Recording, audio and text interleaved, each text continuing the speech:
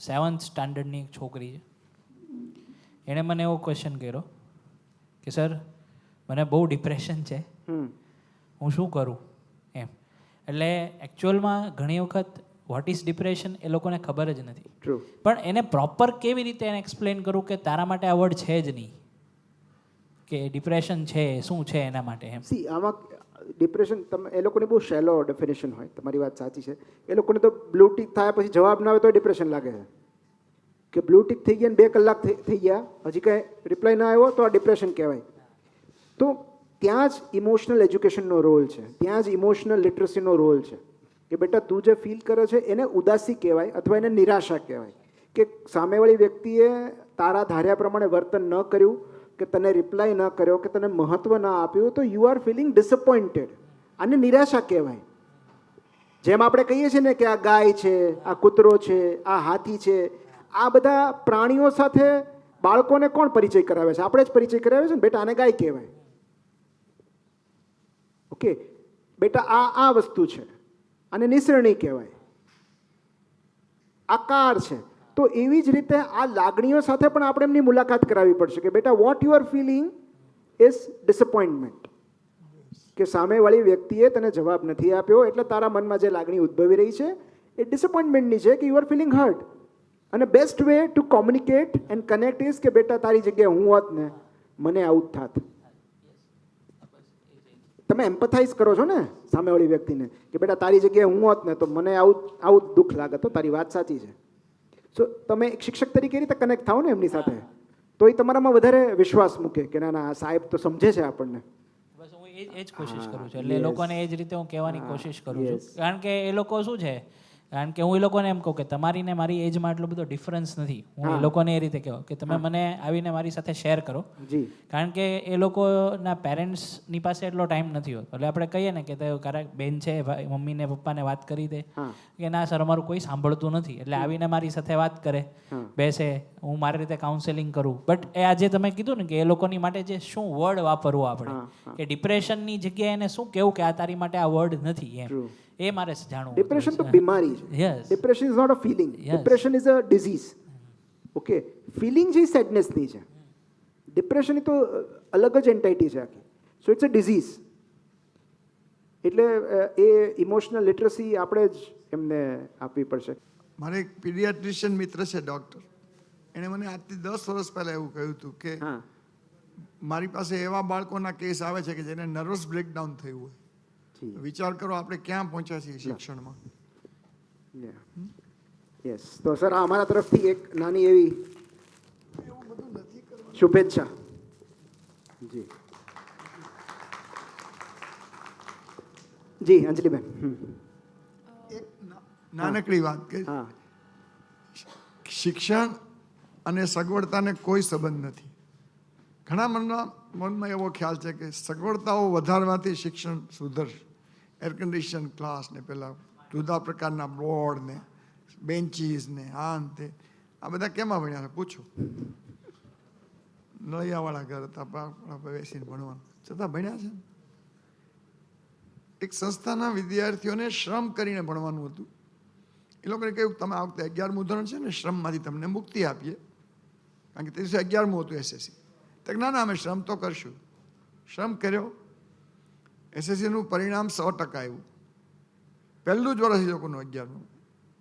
પણ વધારાની વાત મારે છેલ્લે કહેવી છે કે એ સંસ્થામાં ત્યારે લાઇટ પણ નહોતી. હવે ક્યાં સગવડતાને શિક્ષણને સંબંધ છે કહો તો? વગર લાઇટે ભણ્યા, ફાનસથી ભણ્યા, આંબા ઉપર માછડો બાંધીને ભણ્યા, પણ ભણ્યા, 100% પરિણામ લઈ આવ્યા. શું તકલીફ પડી કહો? એટલે આપણા મનમાં એક એવો ખ્યાલ છે કે સગવડતા આપી દઈએ ને તો બધું થઈ જાય.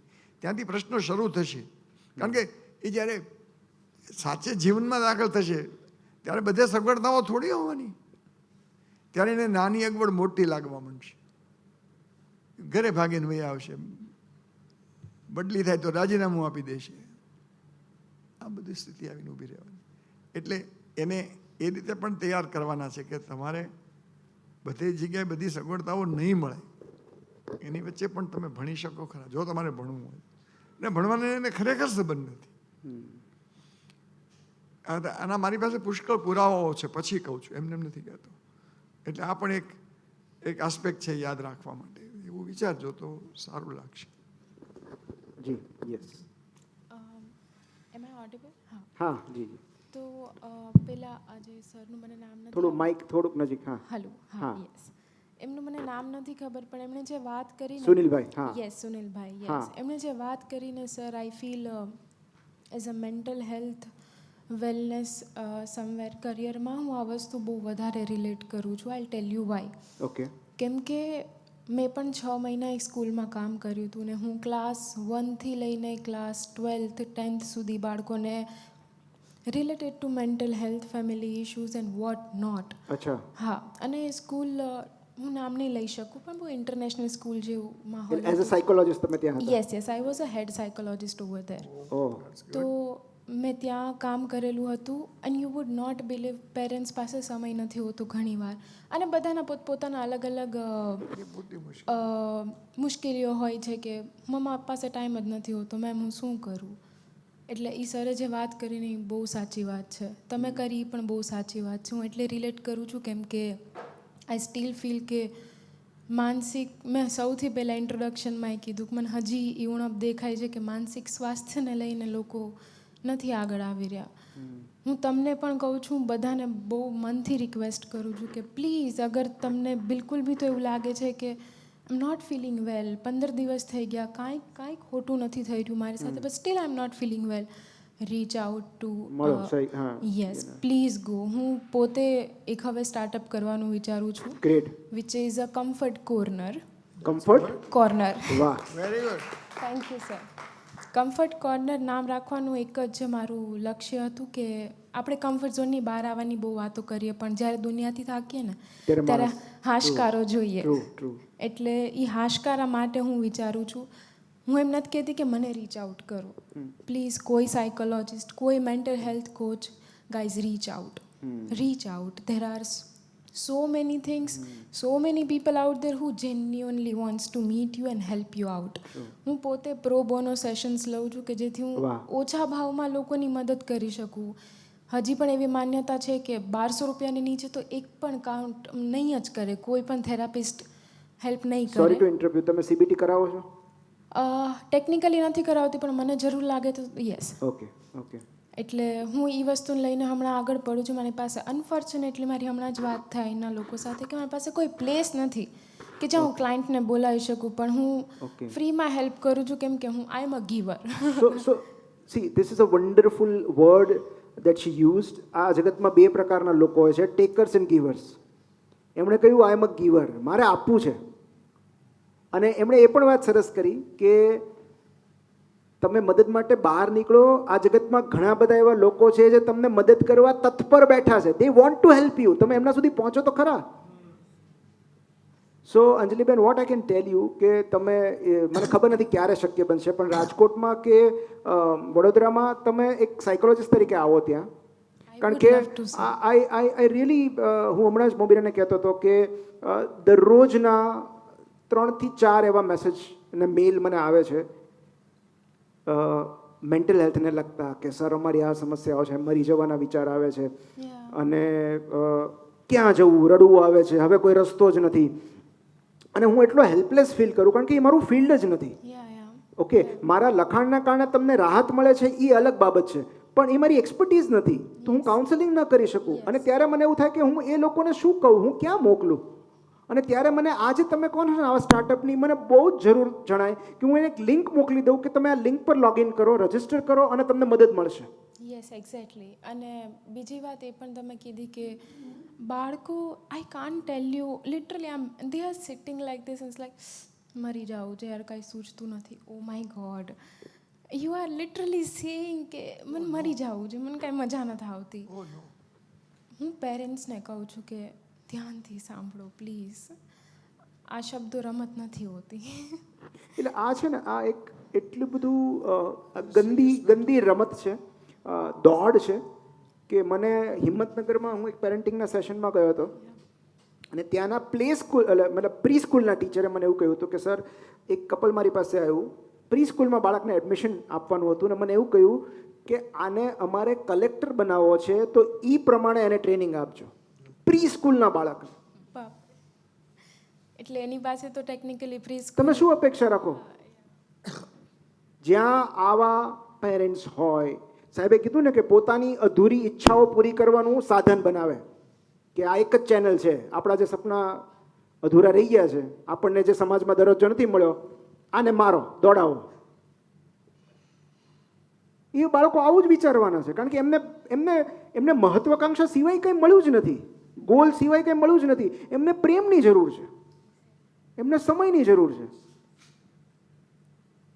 તો એ કેટલી બધી આપણે બીમાર સમાજ લઈને ફરીએ છીએ, કેટલો બધો. સ્કૂલની એક સંચાલિકા મળ્યા હતા હમણાં, વિદ્યાર્થીને દાખલ કરવા આવ્યા. એ કે તમારે 4 માળ છે, 4થે માળે લિફ્ટ નથી, દાદરા ચડી જાવ તો કે આ તો અહીં કેવી રીતે એડમિશન લેવું મારે? મારું બાળક 4થે માળે ચડીને કેમ ગયા? નીકળી ગયા.